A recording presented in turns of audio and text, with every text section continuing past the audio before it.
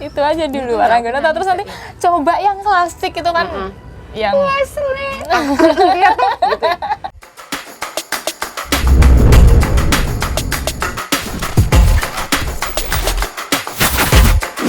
Podcast Polda Jogja. Iki aku tak nyanyi. Tapi tolong jangan diketawain. dicoba aja Mbak. Nah, coba kasih judul lagunya. Jare seneng terus Waranggono. Waduh. Bikin biar ya. Ini suka ya Mbak. Itu Iya, nyanyi karena- terus Waranggono terus. Ya karena kan saya dekat dengan Waranggono. Jadi saya akan menyampaikan perasaan saya terhadap Waranggono dengan Tresno Waranggono. Coba Lagunya Mbak, ngene ya. coba Mbak. Langsung belakangnya aja ya. Wesley lah, tukang mas, wes cukup lalekno lelakon Tresno iki bakal dadi cerita Tresno Waranggono. Gimana? Gimana? Bagus nggak sih, sejak dulu sampai bagus. sekarang ada perbaikan nggak dengan suara Belum. saya? Ya Allah. Belum ada perbaikan, tapi malah bagusan kalau dulu. Kalau dulu nyanyinya di toilet ya, jadi balas kuliah gitu di dalam toilet, terus nyanyi Wesley itu lebih all out ya, pakai jiwa. Sekarang malah kayaknya lebih dredeg ini Dredeg kenapa ini karena Mbak sekarang Esti? kan, kemarin kan saya nggak tahu nek ternyata yang di samping saya ini adalah Waranggono tenanan. Aku pikir kemarin tuh hanya real Waranggono. abal-abal. Akhirnya yang gue cekinya itu nyanyi Wesley lakno ku kang mas. Meten-meten ya. Diri aja lah Kalau yang nyanyi. misalnya nyanyi yang ini sih model lain, kalau terus Waranggono kan itu model akord pakai ya. keyboard kayak gitu. Iya. Lagu-lagu langgam gitu coba, Aduh, bisa nggak? aduh. Kangen. Titong sasi lawasi. Aduh, ampun saya. Gitu. Coba. Aduh.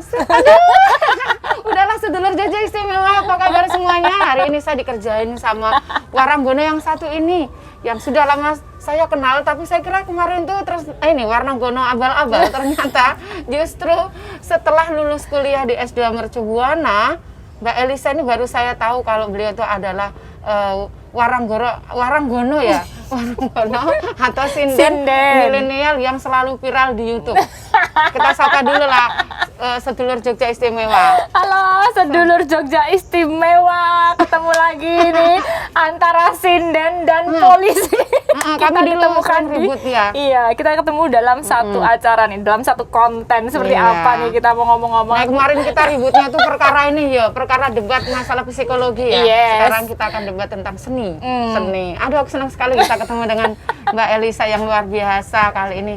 Aku juga senang loh, sebuah kehormatan bisa bertemu dengan Kakak Istiqomah yang cantik jelita. Waduh, gitu padahal ya. tadi pamitnya katanya ketangkep polisi gitu kan. Ke Garut. Ke Garut polisi. Oke deh.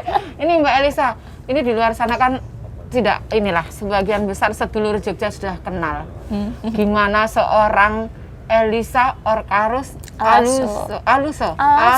Ya Allah, mohon maaf. Saya kenal lama tapi selalu sulit untuk menyebut namanya. Dari namanya aja udah ke Sulawesi-Sulawesian. Tapi dandanannya dan keterampilannya luar biasa. Jawa nih saya kalah gitu loh.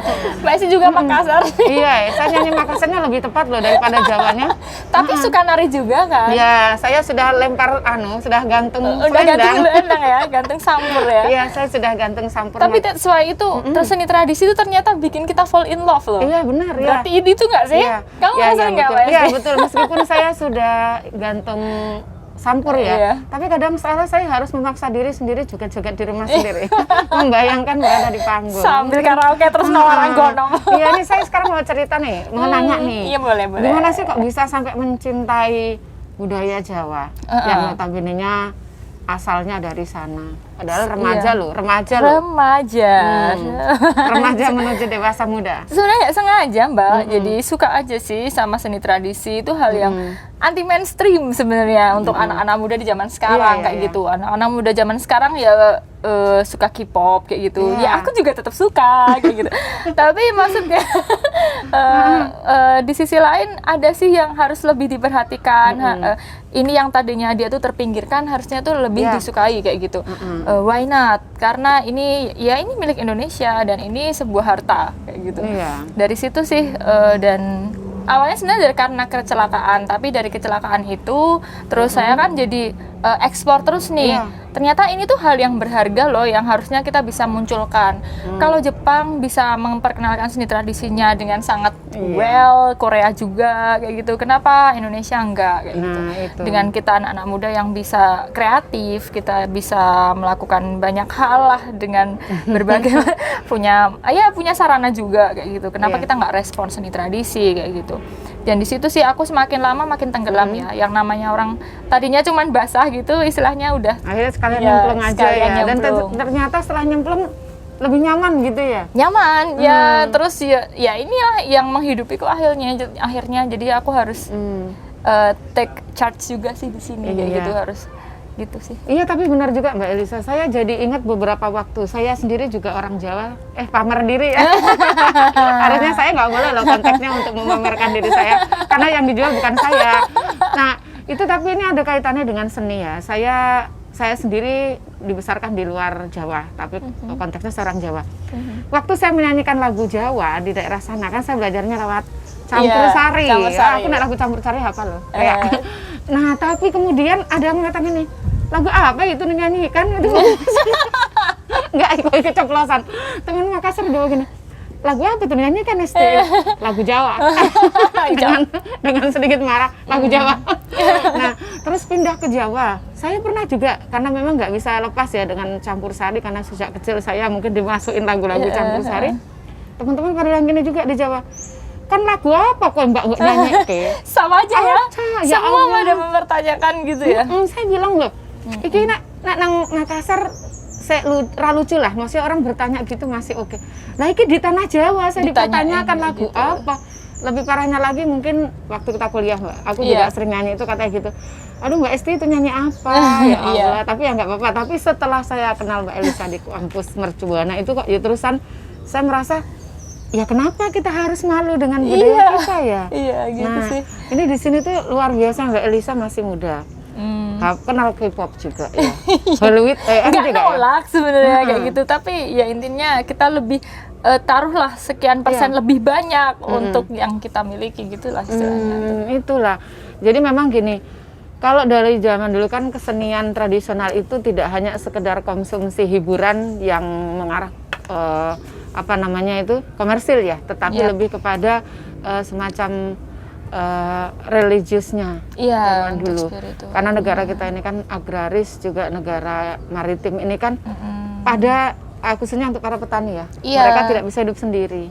Akhirnya dijadikan budaya panen dan sebagainya, tari-tarian dan sebagainya untuk lebih asik lagi. Tapi kenyataannya masih sampai sekarang masih Mbak Esti. Jadi masih, ada bersih desa kayak gitu. Iya. Itu emang untuk sedekah bumi. Itu masih dijalankan sampai sekarang. Nah, kalau enggak, lambat tahun kan juga hilang. Nah, lunturnya identitas kultur ini kalau enggak kita jaga kan ya remaja-remaja sekarang sudah menolehnya ke budaya lain. Makanya ini siang ini sosok dirimu itu merupakan motivator besar buat teman-teman yang masih muda di luar. Nek saya pun sudah sepuh gini kan ya lucu jadi motivator. Jangan sepuh-sepuhan. Padahal dia suka banjo. Enggak, kalau di sini saya kata sepuh loh. Tahu nek di kampus gini-gini foto juga masih gini. Sampai izin aku jadi. Iya, tapi itulah.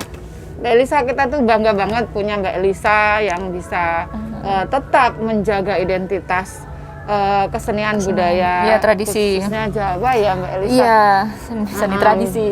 Iya, sekarang penggemarnya Mbak Elisa banyak banget. Mudah-mudahan dari situ bisa membuat remaja-remaja generasi muda sangat-sangat tertarik dan banyak ya akan menjadi penerusnya Mbak Elisa. Ya. Pengennya sih kayak gitu ya, dengan adanya sebenarnya dengan konsep pertunjukan yang lebih mudah. Sebenarnya utamanya kan di bahasa, ketika orang lebih ngerti dengan bahasa, oh ternyata kayak gini, oh ternyata not bad kayak gitu, oh ternyata asik juga kayak gitu. Nah, dari situ sih semangatnya, semoga untuk generasi-generasi muda lebih banyak yang menyukai seni tradisi akhirnya kayak gitu. Itu nggak memalukan loh, tapi itu ternyata itu lebih membanggakan. Iya, nggak memalukan, membanggakan. Nah, tadi kan saya udah nyanyi nih. Ya. Kalau murid nyanyi salah wajar. Kan tadi udah dibilang kalau aku hasil nyanyinya bagus kan nanti saya jadi penggantinya Mbak Elisa. Salah nggak ya? Coba nyanyi satu sebaik atau jangan sebaik lah, selarik aja. Oh iya. kalau nyinden gimana gitu Ya kan. iyalah, aku kan pengen belajar itu. Duh piyong ban wayah apa iki rembulan wos ngayom. Wih, merinding. Saya rasanya tuh seperti sedang masih kecil, terus dipeluk ibunya, terus dinyanyiin itu. Oh, iya. Jadinya masa lalunya jadi teringat lagi, walaupun nggak pernah dinyanyiin. Iya, mana ya? Kita ngomong-ngomong, suaranya kok bagus begitu. Itu setiap hari dipakai nyanyi tuh apa nggak gerak gitu suaranya? Enggak sih, karena gerak. sering latihan gitu. Justru kalau kita nggak nyanyi kan istilahnya nggak pemanasan tuh, itu Iya, malah iya, melempem iya. tuh. Malah melempem suaranya ya. Emang sebelum pandemi, kalau tampil tuh berapa ini sih seringnya? Kalau sama Kisono Nugroho itu ya karena beliau emang udah famous dulu. Iya, iya. Itu ya bisa kita libur 1 bulan tuh cuman 2 atau 3 sampai 5 hari lah mentok. Jadi liburnya cuman segitu. Jadi 25 malam bisa full. Jaga kesehatan Wayangan gimana terus. itu ya. Keren banget ya, nggak pernah berhenti berarti. Terus sekarang ada nggak ini pengaruhnya pandemi dalam hal pementasan seni? Sangat berpengaruh, Mbak. Soalnya kan karena pandemi kita nggak bisa kumpul-kumpul kan ya. Iya. Nggak bisa kumpul-kumpul, terus akhirnya ditemukanlah Pak Seno juga beride untuk bikin acara virtual, wayang virtual Iya. gitu. Yang mana wayang virtualnya itu memang dibikin celimen. Celimen itu kan dia kecil, orangnya juga nggak dikit. Yang biasanya orangnya banyak itu dibikin orang sindannya juga dikit. Misalnya biasanya 10 dibikin 4 kayak gitu. Terus yogonya biasanya banyak juga dikurangin kayak gitu. Jadi emang versi pandeminya, termasuk harganya juga seadanya kayak gitu. Kita jual secara virtual kayak gitu sih. Jadi memang nggak seperti dulu sih pentasnya, cuman sekarang tetap kita masih bisa bertahan dengan cara virtual itu. Kayak gitu. Tapi sekarang memang ada beberapa pementasan yang bisa di luar juga sih, Mbak. Di luar ya? Iya, tetap aja kita tetap ada acara kayak saya juga nyanyi di acara nikahan kayak gitu. Terus nyanyi pementasan wayang di ini digelar langsung kayak gitu. Nah, ini sebenarnya kayak saya mengalami ketakutan juga nih, Mbak Esti. Iya.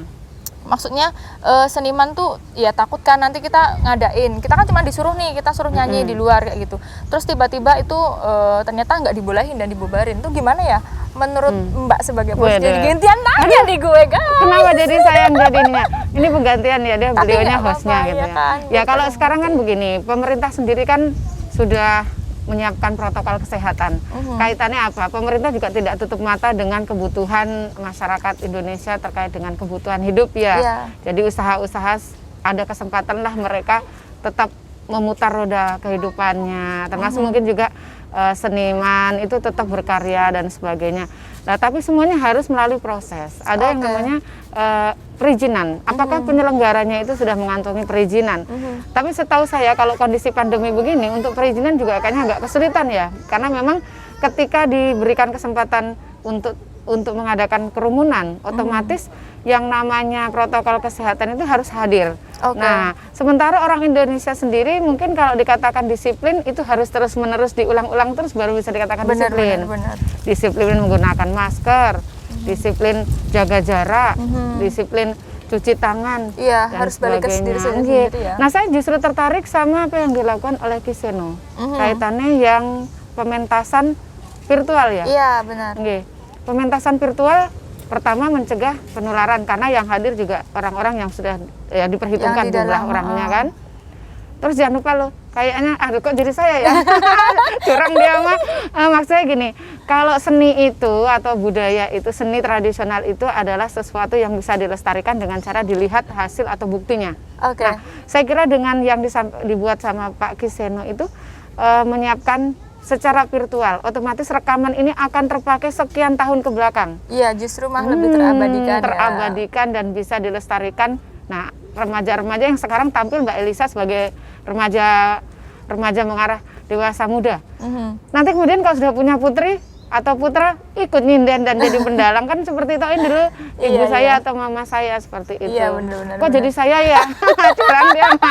Kan gantian ya, biar seru nih. Iya. Ya ala-ala lah kita podcast. Iya deh, sebenarnya saya belum siap jadi narsum untuk hari ini.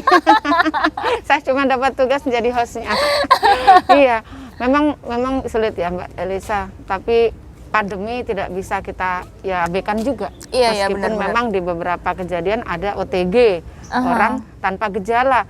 Bisa saja dia tidak menimbulkan rasa sakit buat dianya, tapi bisa menularkan ke orang lain. Nah, itu yang kasihan ketika terus memuncak dan naik-naik terus jumlah terkonfirmasinya, maka kemungkinan negara kita juga akan kurang kepercayaan dari negara luar. Nah, bagaimana kita kemudian bisa menampilkan atau menunjukkan seni kita sementara kita dianggap negara sakit.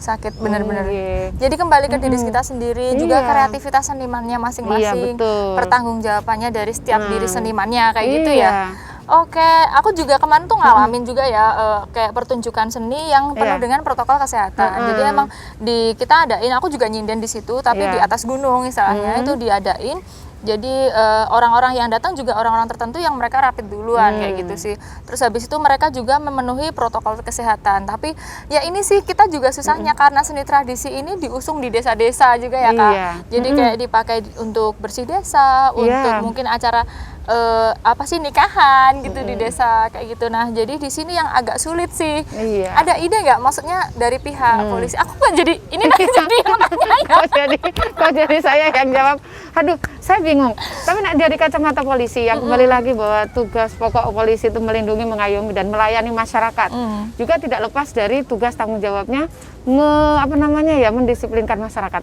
Itu tugasnya. Kalau kami bisa mengarahkan merti desa dan budaya lain itu budaya-budaya yang harusnya dilaksanakan, tetapi kemudian pandemi ini cukup kita sabar dulu. Saya kira tidak akan hilang budaya kita hanya untuk 1-2 tahun terakhir ini. Nanti kalau udah bersih, sehat, kita kembali menjadi bangsa Indonesia yang hebat. Lagi-lagi dikembalikan ke senimannya juga ya. Nah, senimannya sih nggak salah. Kreativitas seni bisa dikeluarkan di mana dan bagaimanapun. Justru ini momen yang tepat loh para seniman di luar untuk bisa ini. Kalau Mbak Elisa gimana? Kira-kira tanggapannya terkait dengan pandemi ini yang pastinya cukup membuat kita harus bangkit lah. Artinya kita tidak boleh stagnan di situasi seperti ini aja. Nah, ini kan ada pandemi, ya seperti apa lah. Ini bisa dari segi Mbak Elisa sendiri loh sebagai kalau dari segi saya nih sebenarnya sejak awal COVID nih ya, dari Maret itu saya tuh tipikal yang nggak bisa diam aja kayak gitu. Jadi aku harus ngapain di rumah kayak gitu, selalu bikin dari talk show di IG dan segala macam. Saya bikin berbagai macam hal karena saya nggak bisa diam kayak gitu. Sebagai seniman aku harus punya sesuatu, sampai ke arah saya bikin kayak cover untuk dan video klip kayak gitu aku untuk unggah di YouTube kayak itu sebagai karya seni. Ini loh buah pandemi aku bikin karya seni kayak gitu. Terus kalau untuk sekarang memang banyak beberapa saya nggak bisa memungkiri karena aku sebagai seniman tradisi juga pasti diundang-undang untuk di acara-acara seni-seni di desa, di kampung, di macam-macam tempat kayak gitu yang mereka pengen mengadakan. Ya mantannya tetap ada ini sekarang kan tetap ada kayak gitu. Nah di situ ya yang bisa saya lakukan adalah melakukan protokol kesehatan ala saya kayak gitu loh, ala saya sebagaimanapun caranya. Misalnya saya pakai masker ketika ketemu orang, kalau bisa pakai masker tetap kayak gitu. Tapi kalau di atas panggung kan nggak mungkin nyinden pakai masker nih. Jadi kalau misalnya beruntung nih ketika panggung itu agak jauh juga dari kerumunan, maksudnya dari orang-orang. Nah itu sesuatu poin buat saya juga. Terus habis itu bawa hand sanitizer terus. Jadi ketika habis salaman dan segala macam aku selalu pakai kayak gitu. Jadi kembali ke kesadaran diri saya sendiri karena orang Jawa bilang leno keno kayak gitu. Jadi siapa yang terlena atau mau meremehkan juga takutnya bakalan kena. Jadi takut juga kan kalau misalnya kena kita mau ngapain gitu loh di rumah sakit, jadi nggak bisa berkarya. So balik lagi ke kita, kalau aku sebagai seniman pengennya sih melakukan kreativitas dengan cara dan tetap mematuhi peraturan dan protokol. Nah itu cerdasnya dari Mbak Elisa ini. Tapi saya dari tadi kita ngomongin pandemi dan itu sudah menjadi pembicaraan semua kalangan masalah pandemi. Mendingan sekarang saya bahas terkait dengan hasil karya cipta dari Mbak Elisa di masa pandemi. Tadi bikin kayaknya di YouTube juga begitu banyak sekali pengikutnya banyak sekalinya. Nah, itu seperti apa aja yang Mbak Elisa buat selama ini? Jadi awalnya oke, tadi udah saya ceritain di awal aku bikin di IG kayak gitu, live di segala macam. Terus saya bikin talk show, termasuk antara seni psikologi. Aku juga panggil anak psikologi juga untuk ngomongin itu. Terus habis itu jadi ngomong-ngomong tentang talk show itu, kemudian aku juga akhirnya aku pengen membuat seni yang jadi buah bisa ditonton sampai besok aku tua kayak gitu. Dan aku bisa mengenang tua atau ini ini loh hasil karya pandemi kayak gitu. Akhirnya dimunculkannya 3 karya video klip kayak gitu kemarin hasil karya pandemi itu. Saya dalam waktu 1 bulanan itu saya luncurkan 3 video klip secara langsung. Di situ saya ngangkat juga nggak bikin lagu sendiri karena kebanyakan kan orang dangdut lagi pengen nih mereka bikin terus lomba-lomba bikin siapa yang paling viral kayak gitu. Kalau aku lebih pengen ngangkat yang pernah ada. Jadi bikinan Kinarto Sabdo atau siapa yang lalu, nah itu diangkat lagi nih dengan kemasan videografi yang kekinian. Nah itu gitu. Kekinian itu loh yang menjadi daya tariknya. Kita kan sering dulu, bukan kita lu aja kali gitu ya. Dulu saya itu masih kecil, hidup di kota sana itu, mendengar wayang, terus diajak orang tua nonton wayang. Rasanya apa sih ini gitu kan, mungkin karena masih kecil. Tapi dengan jalannya waktu, ternyata ada apa itu ya? Kalau itu namanya apa yang bercanda itu namanya apa kalau dalam pementasan ada wayang? Limbuan gitu, itu ya. Itu kan cukup menarik. Nah, kalau yang tampil di situ masih usia kalangan 40 tahun ke atas yang katanya ya wajar lah kalau dia suka budaya Jawa udah tua gitu kan. Nah, ini yang muncul adalah sosok Mbak Elisa yang sekarang mungkin masih usia 20-an titik-titik berapa ya? 27. 27 sudah langsung terjun ke seni budaya, itu sangat menarik. Dan nggak berhenti terpinggal-pinggal lah Mbak Elisa. Daya tariknya besar sekali karena yang tampil adalah sosok generasi muda yang masih kinis-kinis. Kalau makan tuh krenyes gitu. Sebenarnya itu berangkat dari kekurangan juga Mbak Esti. Gitu. Sebenarnya saya sebagai sinden tuh nggak terlalu nyindenin sebenarnya aslinya kayak gitu, nggak terlalu nyindenin. Tapi dengan cara itu dipush sama Pak Seno kan, guru saya. Kamu harus keluarin ini dah nggak apa-apa. Adanya kamu udah dikeluarin aja kayak gitu. Oke, kalau aku nyinden nggak terlalu bisa, berarti aku harus coba dengan cara lain, cara interaksi dengan penonton, atau aku bisa angkat-angkat budaya. Misalnya kita bersih desa di suatu tempat. Nah, kita ngangkat nih, ini misalnya di daerah Banyumas atau Kebumen atau di Cilacap, kita angkat nih ceritanya. Di Cilacap tuh ada cerita apa, atau di Semarang kita angkat. Nah, di situ dikeluarin kadang-kadang kayak gitu. Nah, di sini kan ada pengenalan budaya dalam hal lain, sejarah juga kayak gitu. Dengan cara sinden yang akhirnya berinteraksi dengan penonton itu. Kalau dulu cuma duduk, sekarang bisa berdiri dan berinteraksi dengan penonton. Nah, disinilah terjadi kemenarikan itu sih. Kayak gitu. Ya, kalau seperti ini menariknya, Mbak Elisa bisa nggak kasih kepada sedulur Jogja di luar sana, khususnya yang masih remaja, supaya bisa mencintai budayanya sendiri. Artinya kita tidak tutup mata sih dengan budaya orang lain, karena memang sekarang teknologi, informasi, dan komunikasi itu udah terbuka lebar. Bener, kalau kita menutup mata kita nggak bisa improve. Iya, sebenarnya ada untung ruginya. Kita juga bisa mempelajari budaya luar, paling tidak kita juga bisa menggunakan ini apa caranya untuk di ini sih. Ya kita ambil caranya dia. Kalau misalnya Korea Selatan bisa menampilkan apa namanya itu K-pop, Iya. Salah satu contohnya misalnya kayak ini sih untuk K-pop misalnya, mereka punya video yang modelnya seperti cerita pendek dalam nyanyi ya, dalam lagu. Nah, ini sih kemarin juga aku ambil juga di salah satu videonya dengan teman-teman waktu itu sama Gadruk Militia tuh, mereka mikirin tentang gimana kalau kita ini Jawa tapi dibikin kayak cerita pendek juga. Nah, itu diambil untuk diaplikasikan dengan cara yang berbeda. Nah, itu sih sebenarnya kita bukan kok kesuka sana terus kita identik sana terus, enggak, tapi kita pakai caranya untuk kita gali yang tempat kita kayak gitu sih. Pelajari. Betul. Kemudian kita modifikasi gitu kan. Ya, itu akan jadi lebih menarik. Kita ini kalau asiknya ngobrol seni nggak semua nggak ada habisnya ya. Saya sebenarnya sudah terlambat untuk kembali sadar. Panggungnya udah nggak punya lagi. Tapi saya juga pengen teman-teman sedulur Jogja istimewa di luar sana bisa kemudian melihat Mbak Elisa ini terpacu, dan gimana sih saya harus mulai melangkah seperti Mbak Elisa, bisa diberikan tips-tipsnya kepada mereka. Iya. Sebenarnya nggak ada kata terlambat untuk usia berapapun untuk menyukai budaya ya. Pokoknya kalau udah mulai suka, intinya jangan malu sih, explore aja, hajar. Kalau aku bilang hajar aja. Kalau kamu suka ya total, kalau suka jangan nanggung-nanggung kayak gitu. Nah, ketika kamu udah total di dalamnya, akhirnya bisa membuahkan karya. Disitulah nanti akhirnya memberikan apa ya, kepuasan tersendiri buat diri kamu kayak gitu. Jadi why not kalau udah mulai, aku jadi tertarik nih, pengen jadi sinden, atau keren ya nonton wayang, aku juga pengen jadi dalang nih, atau gimana. Banyak hal, profesi jadi seniman itu juga nggak memalukan. Istilahnya itu juga bisa menghidupi kamu, dan itu membanggakan ketika kamu bisa jadi duta atas seni itu sendiri kayak gitu, apalagi seni tradisi. Jadi why not, nggak ada kata terlambat. Berhenti mengatakan kampungan untuk budaya kita sendiri ya. Iya, karena memang kemarin juga sempat, kok bisa sih kita sendiri mengatakan budaya kita kampungan gitu kan? Iya. Nah, sekarang mau berkata apa lagi kalau sudah lihat Mbak Elisa seperti ini? Sudah terkenal, jadi YouTuber. Sebenarnya contoh kayak Didi Kempot juga, kan juga iya, akhirnya jadi terkenal banget ya sekarang ya. Karena Gofar gitu, dia ngeliatin akhirnya sisi lain. Ternyata Didi Kempot yang campur sari, yang ambiar itu bisa bikin orang sampai nangis-nangis ya. Kayak gitu viral sampai semua suka. Cuman ambiar aja, cuman kalimat ambiar ya. Tapi akhirnya setelah beliau berpulang juga ternyata apa yang ditinggalkan beliau itu sudah banyak sekali menghibur banyak orang ya Mbak Elisa. Kan sebenarnya kuncinya itu. Nah, kalau misalnya kita sendiri tidak menjaga budaya kita, kemudian orang lain mengakui atau negara lain mengakui itu budaya kita, kenapa kita baru protes saat itu? Kan terlambat juga gitu ya. Ya, satu tips lah buat teman-teman, ajaklah bagaimana kira-kira mereka mungkin misalnya saya pengen tapi saya nggak tahu kemana saya memulai langkah saya.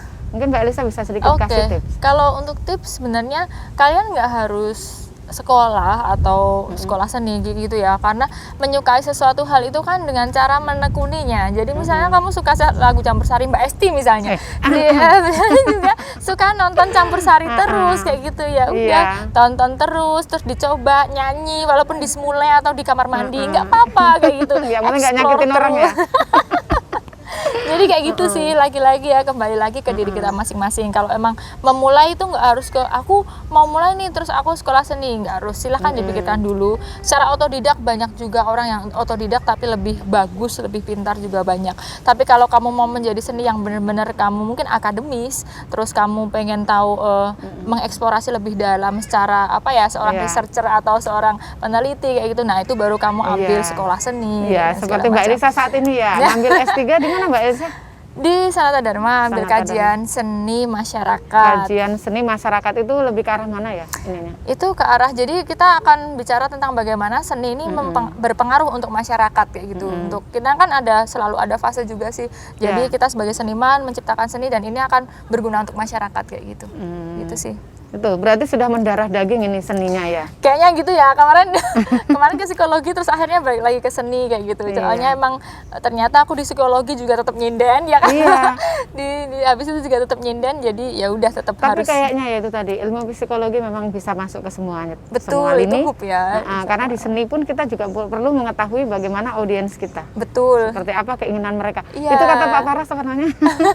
Psikologi industri itu masuknya ke arah pemasaran. Iya. Psikologi pemasaran. Bener banget, aku belajar dari psikologi pemasaran. Jadi gimana kita tahu konsumen, terus apa yang dimau sama pemilik hajat, juga apa yang dimau sama dalangnya, di sini dihubungkan. Jadi satu kayak gitu sih. Nggak ada habisnya. Cuman kali ini saya minta Mbak Elisa, ini masih masa pandemi. Tolong dong sampaikan kepada sedulur Jogja Istimewa bagaimana kita mampu mematuhi protokol kesehatan supaya pandemi segera berlalu. Himbauan lah minimal kepada sedulur Jogja. Untuk sedulur Jogja, kabeh, sedulur Jogja semuanya ya. Pakai bahasanya loh, bahasanya ya, bahaya pakai. Pokoknya ya aja doleno kabeh ya. Kowe nek misale pengen ndang rampung pandemine ya kudu taat protokol kesehatan, eling dhewe nek nang omah ya adus ndak mambu. Apa saja ini?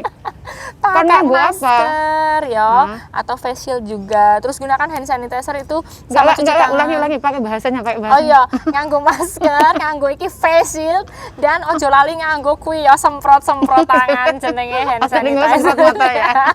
Itu buat menstabilisasi kesehatan kalian sendiri dengan tangan yang bersih kayak gitu. Lagi-lagi kembali lagi ke kesadaran masing-masing, neng kesadaranmu dhewe ya. Jadi dilebokke keneng dasmu dhewe-dhewe piye carane ben awak dhewe awake tetep sehat, tetep olahraga kaya ngono. Nek misale saka lunga ning omah yo adus, dicopot kabeh, ganti klambi, ojo langsung turu kok ya penak banget. Kayak gitu ya buat semua seniman juga yang semangat tetap berkesenian, tetap bisa kita bisa melakukan banyak kreativitas dengan cara yang lain, dengan cara yang lebih apa ya, dengan media-media yang ada kita bisa lebih kreatif lagi kayak gitu.